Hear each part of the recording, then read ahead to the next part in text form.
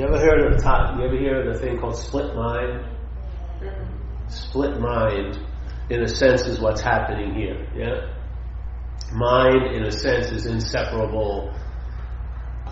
It's not apart from itself. It's complete, incredibly empty, which means it's unbelievably full in a sense. Yet, the experience we're having of mind now is after a seeming split. It doesn't mean it's split. It can, but it can appear to be split. Yeah.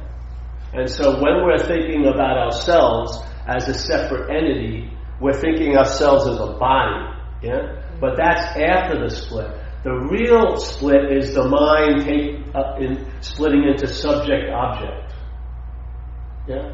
So all there was is subjectivity, let's say, spirit or mind, and then here in manifestations, it seems, and that means it only appears to be true or false to the mind that's witnessing it. So the mind's giving everything the meaning it has. So now the splitness occurs where now I'm the subject in this life and everything is an object to me. Yeah? So you're an object to me. I'm sensing the seeing of you, but I'm not sensing your seeing of me. Yeah? I'm not in that position where I'm feeling the oddness of your seeing me. I'm feeling the oddness of seemingly me seeing you. Yeah? So now I'm the subject and you're the object. That's the split. That's the two-ness that all the great Zen masters always talk about. When you recognize that two-ness, just shout out not two. Yeah? So the not two-ness. How does the not two-ness keep sustaining its interpretation here? Rooted in the idea that you take yourself to be a me, and this you takes itself to be a me. Yeah? When this you takes itself to be a me, and that you takes itself to be me, the subjectivity that's moving through every and each one of these facilities, these bodies, is forgotten, and now it becomes an individual subjectivity. You and me, yeah? The me and me, and all the me's are seeing yous. Yeah? And all the yous that are in the same condition of thinking themselves to be a me are seeing this me as a you. Yeah? So every one of us feeling we're a me is the subjectivity, and yet everyone sees this me as a you.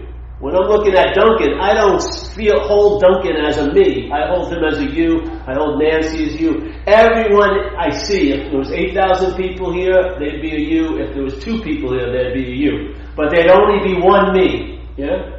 This is the epitome of self-centeredness. This is the driving force to keep the split mind in that seeming appearance of being split. And what's occurring is now a mind that's split into subject-object is maybe getting to a point it wants to find its unicity or its oneness. But it wants to find it in a two-ness. Yeah? The appearance of two-ness is now taking itself to be real and is trying to fit itself into a oneness. The whole point is to see there is no two-ness. If there is no two-ness, guess what is left when there's no two-ness? Oneness. Yeah? And when the oneness starts dawning on you, there's a very deep revelation that there was never two-ness. The only level that two-ness could appear to reach is an appearance. It could never be so, because mind is one. Yeah? The ultimate singularity, in a sense, which I don't even like the term one. I would say none. But let's use the one to deliver the message. So you and I, when we wake up in the morning, and the honest is there, and then the mind kicks in, the mind that's kicking in is living from a split format.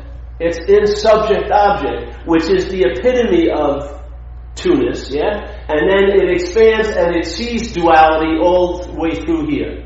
So the mind now, the oneness of mind has seemingly split, and now it's seeing at this point subject-object, and then it's seeing day, night, yes, no, hot, cold, connected, disconnected, and then it just entertains all of these possibilities that are spawned out of the petri dish of two-ness. And we're suffering from that situation, and yet we want to get relief as one of the aspects of the two-ness, this special subject, as if I'm going to get relief, and who gives a damn about you? Yeah?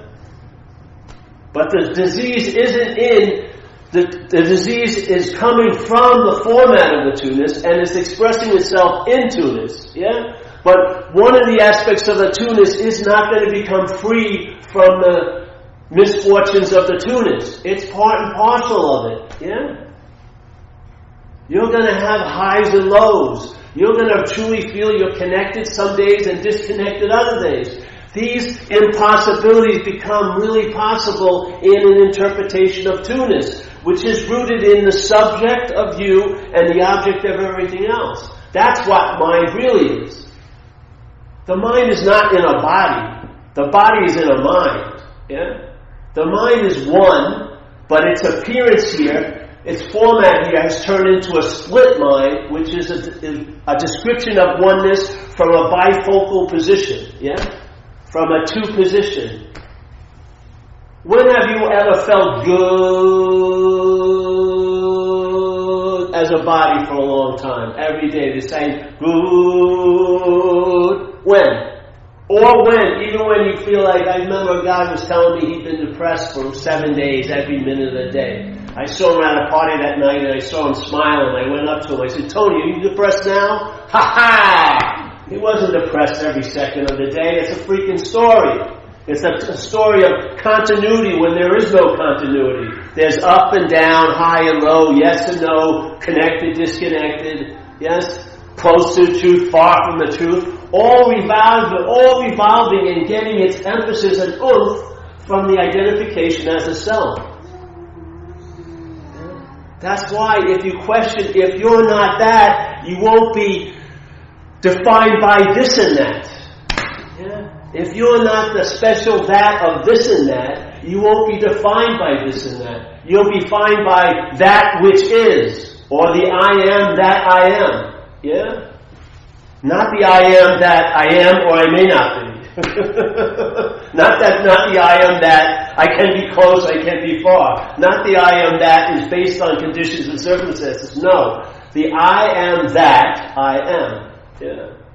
Before it's split into I am, I'm not, to be or not to be. Yeah? This, I think, therefore that. All this baloney. All coming out of split mind. Yeah? Split mind. And the thing is, the mind has never split. It just appears to split. Yeah? And it needs a mind to see that. To further that dilemma, the mind has to be in cahoots with it. It's like the movie is defined by the audience. Yeah? So you're beholden to yes and no, and your role is, your mind is in cahoots with the yes and no. That's where the relief isn't trying to have only yes and get rid of the no or whatever. It's about seeing there is no you that has the yes or the no. Yeah? Then you can have some sense of the unicity of mind while you're seeing the split mind, because the appearance will continue to appear, but like Jesus says, you'll be in this world, but you won't be of this world. Yeah? You'll be in the split aspect of yes and no of mind, but you'll be of the one mind. Yeah? That, I would imagine, will trickle down like a spiritual economy. It'll trickle down into your experience in the two-ness. Your experience won't be based on experience anymore. It'll be based on a state, and then it'll get to a point where it'll be based on something that's prior to all states. Yeah? You'll have freedom, radical freedom. Not as a special one and two, but from the two. Yeah? You won't be trying to move to the high ground because you're afraid of the low ground. You won't be trying to rush to have a peak experience because you know you're going to drop into a depression. You'll see you're not that little bobbing ball on the water of low and high tides, of getting cool, feeling uncool. That's just a movement of split mind. Yeah?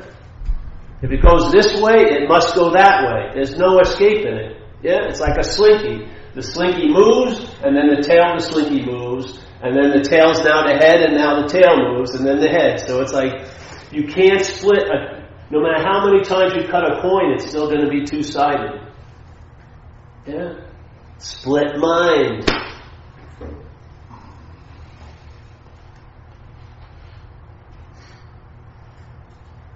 That's why it says self can't get out of self. I mean, you can't use mind to find the mind. Because you're using mind that's been formatted seemingly in splitness to try to find the wholeness of mind. It doesn't work. You've just got to question the splitness. If that isn't so, then you are whole mind. And that's what you'll find out. Either quickly or slowly. But it's going to download. And you're going to know. Like she's agreeing. Yeah. The proof will be in the pudding. You'll find out. Knowing is part of split mind. There's the knowing and there's the knower. That's why Ramana Maharshi said a beautiful statement. To know God is to be God. In split mind, to know God is to be a knower of God. Yeah? To know God as an object would be, then I'm the knower of God, which is the subject. That's split. Yeah? He's saying to know God is to be God. That's not split. And it's also incredibly fast because it takes no time. Yeah. Can you imagine if we were actually split? To try to have, how are you going to fit this cumbersome two-ness into oneness? I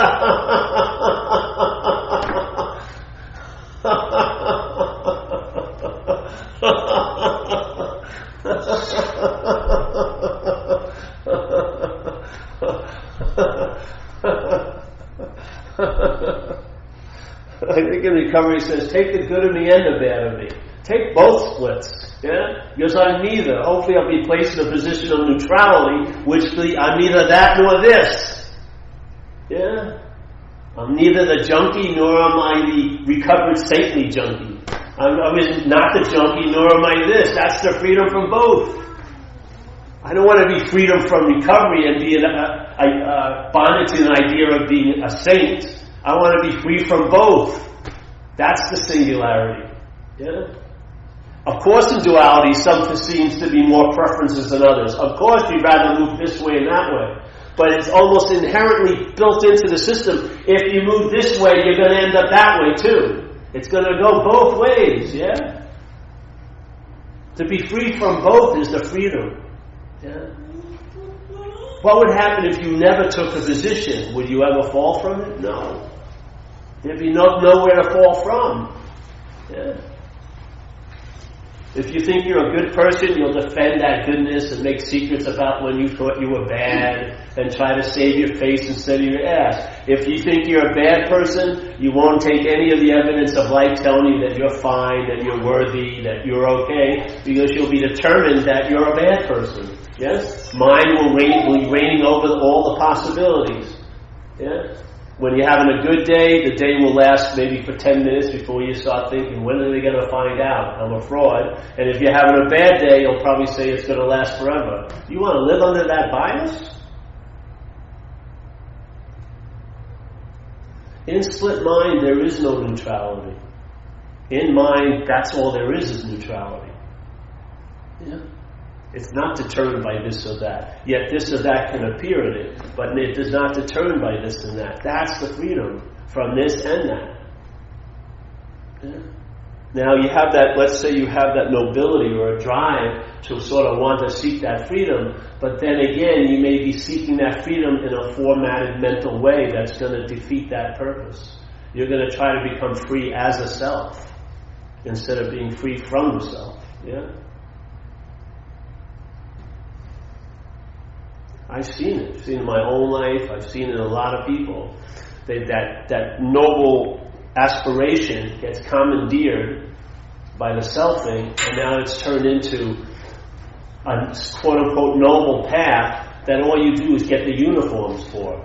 Yeah? But you don't get the translation of an ease and comfort, because if a saint has bad thoughts and it's identified as a saint, he's going to get uncomfortable because they're his thoughts and he shouldn't be having bad thoughts as a saint. That's no fucking freedom to me.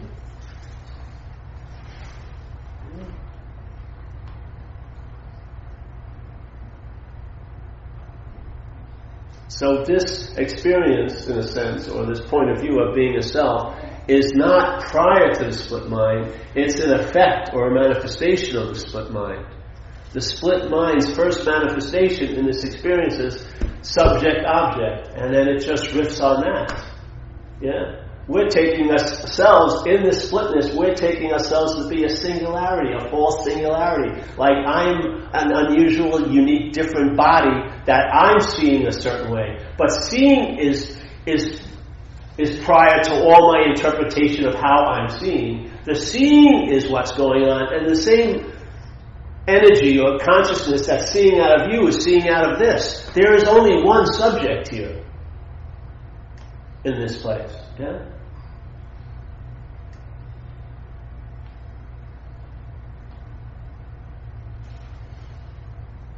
What a relief that could bring about if you entertained it. You'd be the relief of the bondage of self.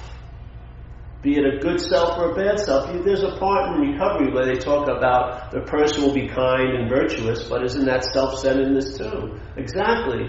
Both sides, being nasty and bad is an example of the selfing, and also being kind and could begin to be an example of the selfing. You're not going to escape from this little teeter-totter if you're the axis point, yeah? If you're what's making the see and the soar occur, why not question, are you that? If you're not that, your life won't be determined by the seeing and the soaring. Yeah? We're not saying, do you ever run on, you ever do are you going to try to run on a seesaw and just stay on one side? It wouldn't be defined as a seesaw, would it? It would just be a sea or a saw. You'd just be there. There would be no movement. Yeah? This whole place is like a seesaw. And the mind that's split into subject-object is resting on idea. In this duality, there is a singularity. It isn't what's so, it's me.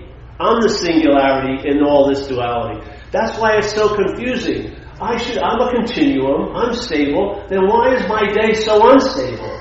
Why is my experience, I'm really feeling good at 10 and then I'm like in the incredible doldrums by 1. Yet it's the same me that was there when it was really good, this is the story, and that's real there when it's really bad. So I'm enjoying the goodness and I'm imposed on by the badness.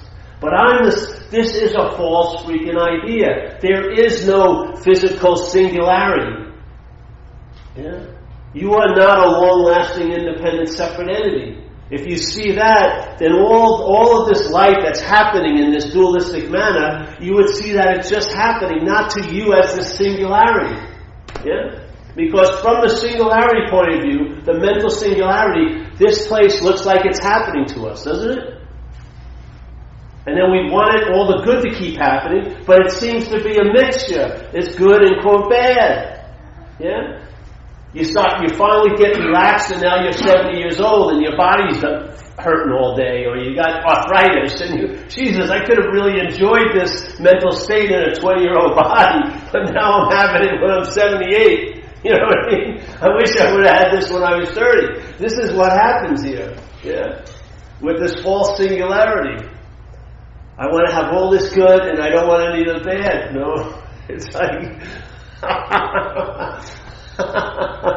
let's say there's two species of moths, that's all. They both have the same predilection though. They're seeing the light, they go after the light, right? Now, you may try to get like a moth screen or only these one species of moth in, but both species, let's say the good moths and the bad moths, are both driven to this light, yeah? And you want, alright, I'm going to build this thing where only the good moths can get in, or put some guy at the door, alright, the good moth, you're in that. No, it's impossible. And you're wondering why, I just want only the good moths, but then the bad moths come. Because they're determined by the false singularity also. If you took out the bulb, if your attention and interest wasn't fueling this idea so much of being a separate someone, if that bulb would go dim, the moths would stop going towards it. They'd still be out there. You'd see those moths as happening, but they wouldn't be happening to you anymore. That's the only freedom. Turn off the light of false singularity. And what is that light? It's your interest and attention and what's going to happen to you and what did happen to you.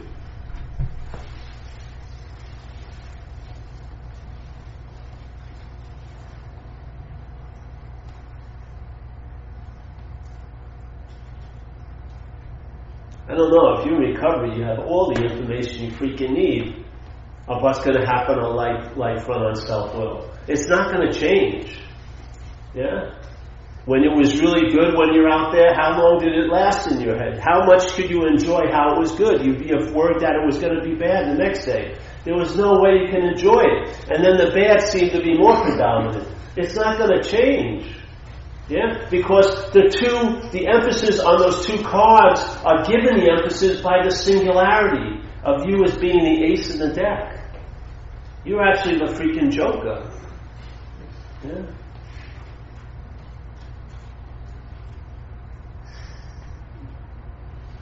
When this changes, everything changes. When mind changes, everything changes, or has the possibility of changing. You can change everything else, it may not change the mind, but when mind changes, everything has the possibility of changing. Everything is being given meaning to by the mind. What would happen if there's mind, and then the manifestation, the mind tends to take on a split nature, yes? Subject, object, and then it just geometrically progresses there and goes into duality, yes? So when you call yourself someone, you're Z, that Z is really the description based on the duality of split mind. See, the mind has taken, there's a subject and there's an object, and you so happen to be the subject in that equation of subject-object. But that subject-object is the splitness of mind. All there is one, there is emptiness, a wholeness, and then mind is manifested, and there's an interpretation going on here of mind called split mind, where the mind is now taking itself to be a subject and object. So that's having an experience here. Yeah? Now that two-ness is never going to be able to acquire oneness. It's not at the two-ness supermarkets. There's no oneness there. It's the ground the market's on, but it's not in the market. Yeah? So you're not going to squeeze two-ness into oneness. In other words, you're not going to be there to experience the truth. You're not going to get it ever. Yeah? The possibility you have is getting it and then losing it, but you're never going to get it. But what would happen if you're not the axis, if you're not one of the things? See, like it says in an old Zen treatise, the subject is the subject because of the object. Yeah. So I'm Paul because of Nancy, in a sense, in this experience, like in this perceptual experience I'm having. When I see Nancy, it refers that there's a Paul that's seeing Nancy. That's subject-object. Yes. So the subject needs an object to be a subject, and the object needs a subject to be an object, something like that. Yeah. So this is split mind. So duality is totally based on mind taking itself to be self and other. Yeah? Now, you can work hard and try to change other all you want and pray for other to change and wish they would change, but why not just see, are you the self? Yeah? If you're not the subject and you find out, hey, I'm not the subject, you may just be an object, which makes you one of us. Because you're seeing Z as an object, and John C as an object, and Nancy as an object, and now you may actually see your quote-unquote self as an object. Yeah? And then, as soon as you get relegated, you would see it as a relegation, but as soon as you see that you're actually an object, of course it slips into, no, we're all the subject. Yeah? We're the one subject that's looking through all of these objects. Yeah? There's not millions of subjects looking at millions of objects. There's one subjectivity looking at the millions of objects. And what I am is like a telescope that's facilitating this event. What I am is like a conduit that's allowing this water to move through to have an experience. But this is a plastic tube. It's not the water. Yeah? The water is subjectivity. And the water is pouring out of each and every one of us. Yeah? And it didn't matter if there's 8 people on the planet or 8 billion people on the planet, there'd still be enough. If there's 40 billion people on the planet, there'd still be enough. If there's 1, there'd still be enough. You can have 8 zillion billion insects, 50 billion people, and there's enough consciousness to move through every one of those faculties, yes? Or facilitators, because all there is that. It doesn't have a quantity where it's going to run out, yeah? It's an infinite reservoir of mind. And no matter how many or how few people are here, it will move through those people to have an experience here. Yeah? But you and I are not having the experience. We're facilitating the experience as this. That's the freedom from the bondage of self. The bondage of self is taking an object to be the subject. Yeah. A unique, separate subject that's different than all the other objects. It's like the crown of selfing is the me. That's the crown. To be right-sized and the humility is when you realize you're a you. And there's freedom from that incredible heavy crown of self-centeredness. Yeah. Now you're not defined by that form of looking. And so now you sense the presence of the unicity of mind while the duality of mind is expressing itself. Yeah? The split mind is expressing through perceptions and through language and through all experiences, but you'll sense the presence of the unicity of mind. You'll be filled, let's say, with the Spirit. Or like Jesus said, when your eye is single, your body will be full of light. He doesn't say when your eyes are two. What you now is your body's full of fucking storage space. You're just storing old resentments and fears and everything like that. But if your eye be single, the body will be full of light. Yeah. I like that. I like that little influence in my day. Yeah. Now, Saturday is just a Saturday, not totally bookended by a Friday and a Sunday. Actually, it blurs all into just one event. You take it off too? No. Oh, you go in the bathroom? You're not. It's just being blurred into one event. That's the beauty of it. Yeah. So when you look at the book, it says freedom from the bondage of self. It doesn't say freedom from the bondage to self. Because bondage to self would mean that self was a thing. And in fact, it's not a thing. It's an idea. Yeah? So in a sense, we're bonded to an idea. Yeah? Which means it has to be entertained. So in other words, we entertain ourselves into our own bondage in a sense. Yeah? To be freed from a thing would be easy. Just find out what's bonding you to the chair. And then, I have handcuffs. And then find a spiritual locksmith who could open it up, and then you'd be free from this bondage to this chair. But free from the bondage of something is different. It's an activity of mind. Yeah? It's like a glue that's being applied all day by the thought system.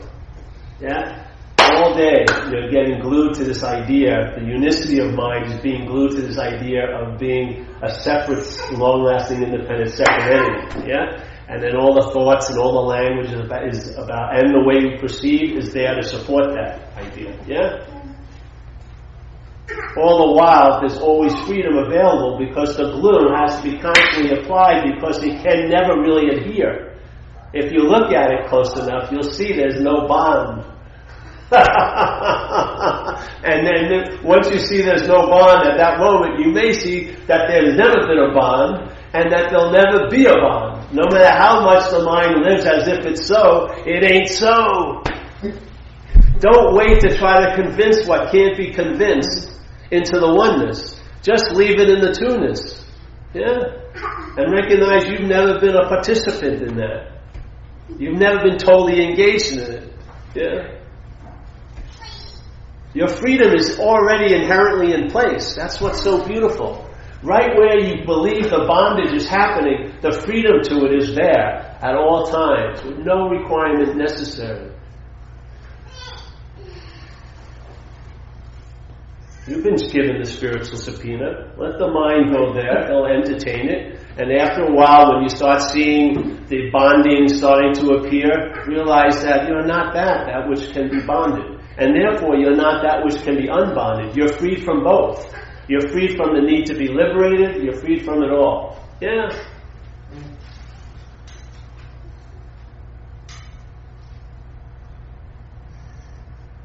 What would happen if you believed you were liberated? If there was a you that believed there was liberated? Then it would probably believe that I could become unliberated. You'd be so uptight about the liberation, wouldn't even be liberation. You'd be freaking have a big stick up your butt. Doing all these things that presume that I'm still liberated.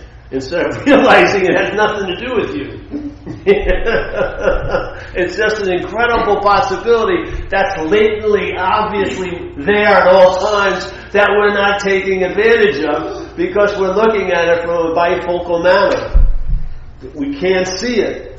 We can't touch it. We can't grab it. So to us, it doesn't even exist. When it's the only thing that exists, in fact. It's mind-boggling, you know. It's mind-boggling how we've got this whole thing ass backwards, I swear.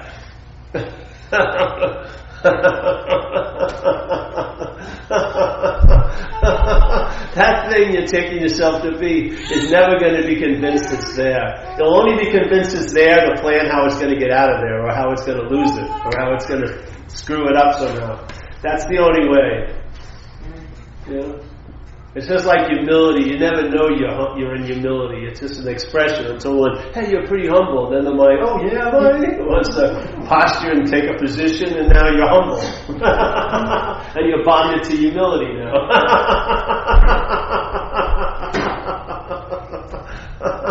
You're bonded of the one who's humble. That's what you're bonded by. It's not the humility. I'm telling you, you may want to take a look at it, explore yourself. Yeah, that's the best way. I'm just throwing out pointers. But here's the selfing. The selfing's main motivation, main movement, this mental process called selfing. A mental process that's overriding the physical and doesn't even take into what we call the spiritual into consideration. You know? This mental process called selfing, its main movement is to claim. Yeah? So let's say if there's thoughts, I'm the thinker. That's a form of claiming the thoughts, yeah? Feeling, I'm the feeler. That's claiming the feeling. Seeing, I'm the seer. That's claiming the seeing, yes? Hearing, I'm the hearer. That's claiming the hearing, yes? Problems, they're my problems. That's claiming the problems. Yeah? Possessions, my possessions. Now you're claiming the possessions. That's why Ramana Maharshi once said to somebody, hey, you don't have to give up your possessions. Give up the possessor. That's the real key. Yeah? Because the movement of claiming is using anything it comes in contact with, which is thoughts, feelings, experiences, yes? Things, time, all this stuff. It's using that, whatever it claims, to facilitate the bondage to this idea of being a long-lasting, independent, separate entity. The subject among objects, yes? The one special me. Yeah? So it uses thoughts by claiming to be the thinker of them, or they're about you, and now those thoughts facilitate its bonding of the mind to the idea of being a self. The thoughts aren't doing it, they're being used by this mental process called selfing. It claims the thoughts as being the thinker, and now it uses the thoughts to fulfill its wish, which is to be a self. So it uses the thoughts to bond you to an idea of being a self. It does the same thing with feelings, everything else. Yeah, it's nice to see its MO. Sort of like when you go into the crime scene, you'll make the connection. This is a serial killer. Yeah? I've seen this before. This isn't a random event. This is a pattern. I noticed it. Oh, this is how self has defeated me. Oh, now you're onto something. You've seen the beast from head to toe. And so when it walks into your relationships, you'll stop it at the door and say, "Who is it?" They'll say, "Me," and say, "I'm not that." And then maybe its influence in your relationships will change. Its influence in how you deal with time will change. Maybe the idea of a day at a time will really be able to be embraced because you see that time is just a structure that's been claimed by this mental process to drive you like a cow in a herd to a mythical trough that's going to be better than the same trough you were at yesterday. You could find it out. You'll see it. And once you see that the heist is occurring, especially if you see it whilst it's occurring, if you can see it then, I'll swear to God, a pause erupts and there's freedom from it. You see it, and you're not seeing from it. Because most of us are starting from square four. We haven't even seen the process. Yeah? We haven't even seen the process of how we ended up taking this day to be this day, and I've taken this to be me, and I've taken this to be you, and I've taken da-da-da-da-da-da-da. This didn't naturally evolve. It's a process that was produced by a mental interpretation. And then we start at square 4, but we say this is square 1. And from square 4, the game board looks different than from square 0. It has a total different look. From square 4, the game looks like it's happening to me. Yeah? From square 0, find out what the game looks like. It may be a whole different view of it, with no thought or effort on your part. Yeah? It'll all come from the recognition of square 0. And I'll tell you, anytime you wake up or have a moment of clarity or an epiphany or like a big pause, be it at square 23 or square 54, it's going to the revelation will be you're at square 0. So after a while, all this appearance of this is really happening, and suddenly it just breaks and you're at square 0 again, and you'll realize you've never left square 0. There is no game board in a sense. You're at the beginning and the end at the same time. What advantage may it bring you? Maybe you'd be able to enjoy this Saturday.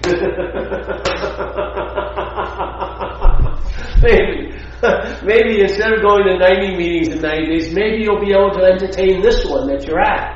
You'll be really here because you won't be believing that you could be somewhere else finally. You realize you've never been anywhere you thought you could have been the times you were thinking you could have been there. You were never there. You've never been able to transport this whole story to 3 weeks from now. Never. And nor will you ever. You know what I mean? You have so many frequent flyer miles in that insane, fucking space. You take 3 trips all day. One way, multiple destinations, round trips.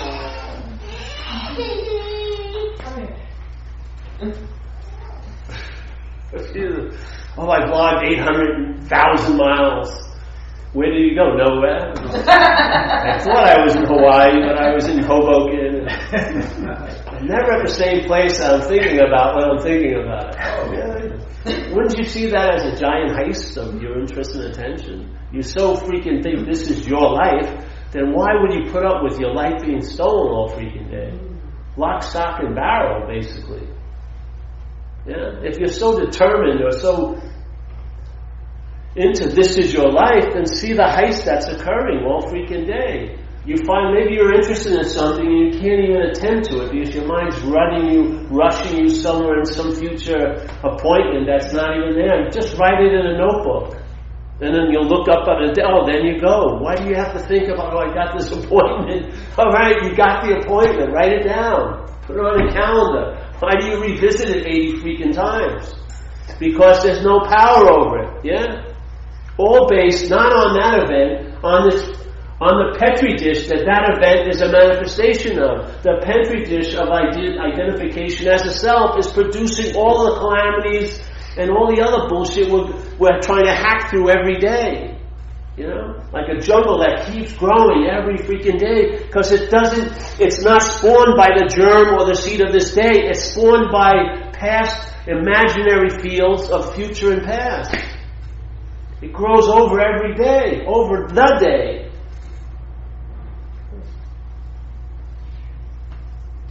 People talk about, what is it, the Judgment Day. How about Saturday? This Saturday is bigger than the Judgment Day, I'm telling you.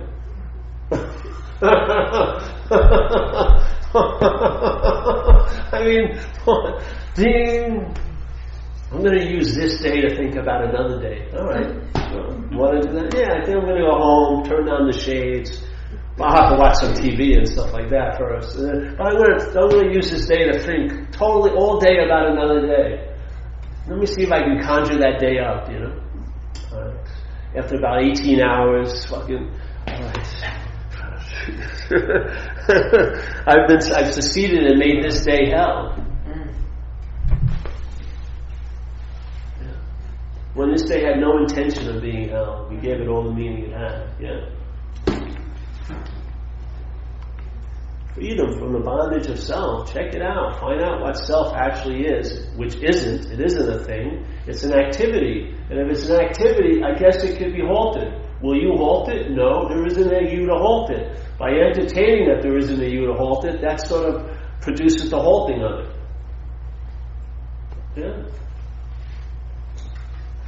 then you can breathe and actually be here. And then you may not have such a desire to get out of here so much. When you're actually here, you may realize, hey, this is the true transcendence, is actually being here. Everyone's busy using here as like a platform to dive into something else. How about the greatest dive is just to be here? Yeah, this is the invitation.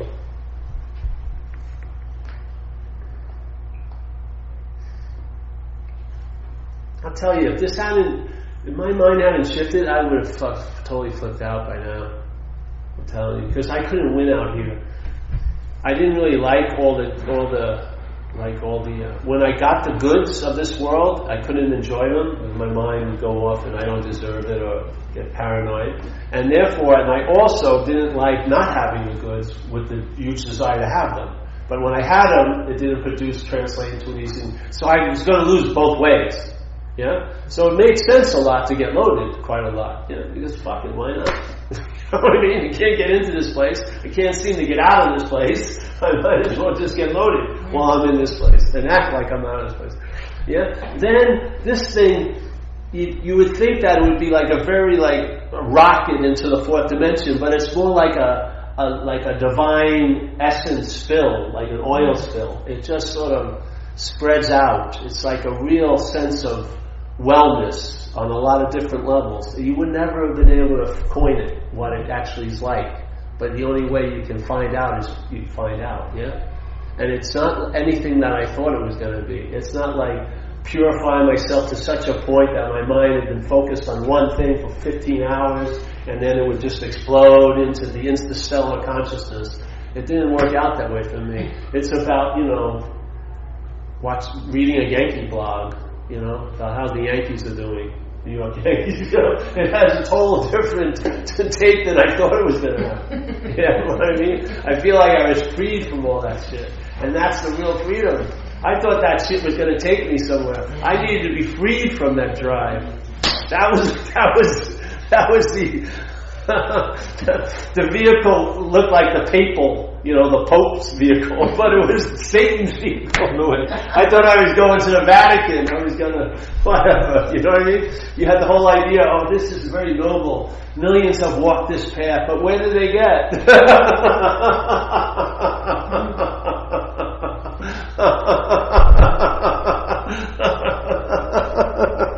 Oops.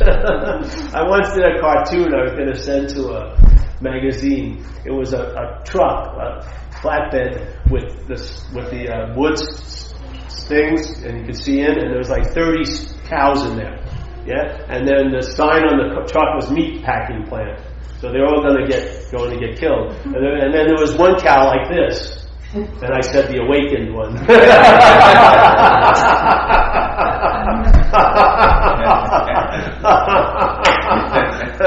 I still feel like that. Is that what?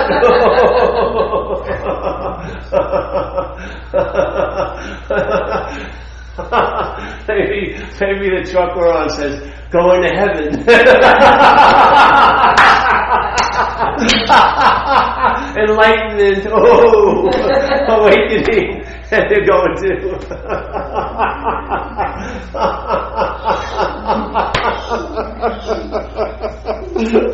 Oops.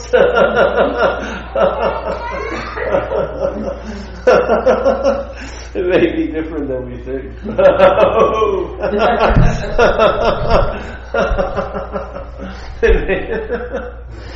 That's the rude awakening. It's part of the awakening in a sense. It's a rude part. You see, when it happened with me, as I was practicing, I was going to a Dokchen meeting, which is a Buddhism great perfection stuff. And so I was sitting there, and something had happened to me, and I was at that meeting, and someone said something, and I realized the whole pursuit of spirituality was bogus for me. Of course, I try to project it as everyone's bogus, but my own experience at that moment was it was bogus for me. And that was the only identity I had. I mean, I was a house painter, but I wasn't that good of a house painter, So I had nowhere to hang my hat. So spirituality had been like the last peg, I could meditate a lot. read a lot of scriptures, went to India a few times, you got to do that, like this. So I thought I had a pretty good resume, and then I realized it's pointless. The whole fucking thing's pointless. And I was like, my spiritual pants, or let's say robes, fell down to my ankle, and I was like in the middle of town square, and I just didn't pull them up, which was the greatest thing that ever happened. It was just grace. I just sat there in the incredible uncomfortability of like, the gig is up, you know, there's no fucking way you're going to paint a spiritual veneer on what you think you are. But it was a recognition I'm not that, you know. So I was taking a uniform, which is one of many you're going to wear in this life. I was taking it as my skin. This uniform was given to me when I was young, the selfing, yes? And I took it, and it was the uniform of being a long-lasting, independent, separate entity. Or if you want to use the term of you have a pair of glasses that you take to be your eyes, yeah? No matter how distorted those glasses become, you'll never entertain the possibility you can take them off. Because you'll never even feel up there, because you just assume they're your eyes. So let's say there's this identification as something that's in place. Identification as a long-lasting, independent, separate entity, which is something that wasn't so when you were a kid, her age. There was no sense of being a someone yet that was that strong. It has to be grown into. So that uniform was applied, and after a while it became our skin. And we've been taking other uniforms on, you know, and off and on and off to embellish that uniform, taking it to be our skin. This is about recognizing you can take this off, which is what happened when I was in AA with this message.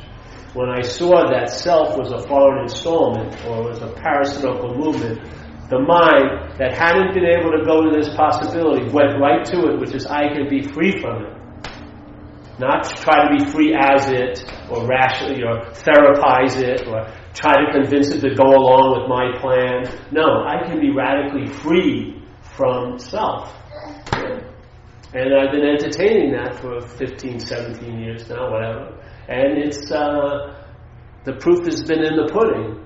It doesn't matter to you, but for this experience, a traveling lighter has stabilized to the point where it's like a whole different format that I'm living under than I had lived for many, many years before.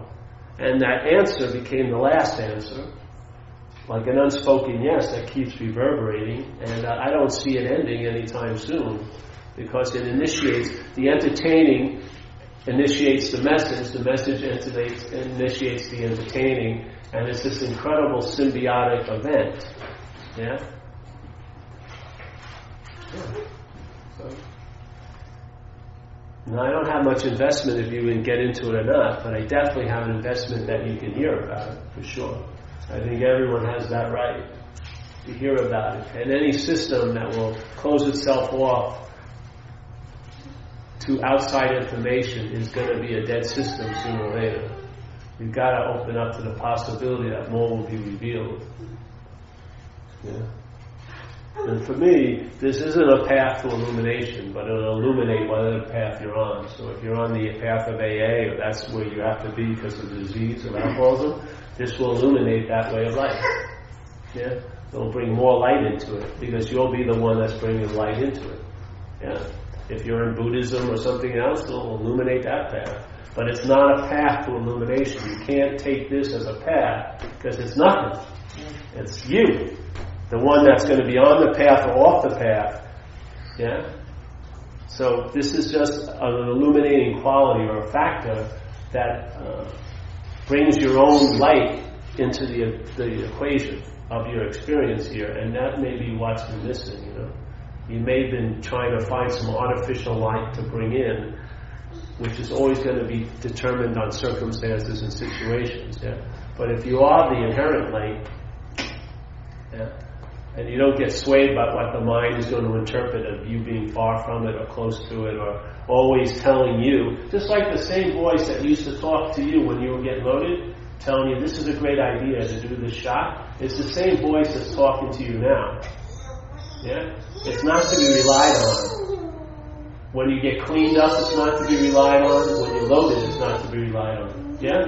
The reliance is on silence, in a sense, on the pause, on something that's not being conceptually conveyed by a thought system, but something that sort of downloads through the thought system, like in sex goes through it. Vertical insertion instead of a horizontal insertion, which selfing is a horizontal insertion. It's a download about time and separation and things and people, yes?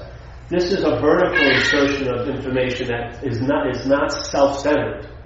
It's centered, and it will cause an incredible transformation how you travel on this horizontal scene, this line of story. It will cause that story to become lighter, yeah? Instead of being had by the story, you'll have a story. You'll have plenty of stories. But you won't be had by the story. Yes? Yeah. And then when you hear people share who are had by the story, you'll see, hey, it's not personal. I don't want what they have. I don't want, so if like when I first came to AA, I used to go to people and ask them what they did. People I thought I wanted what they had. So I asked them what they did, and I tried to adopt that. And then people had what I didn't want, I asked them what they did and tried not to do that. You know what I mean? I just said, okay, I don't want that. And it was a simple way, but it worked pretty well. Yeah. So, Jim, you going? Yeah, I am. I'm so happy to see you, Jim. How's your health? Going good to the checks. Yeah. Good to the checks. Thank you. Hey, our love and blessings are always with you, my friend. Thank you. Yeah.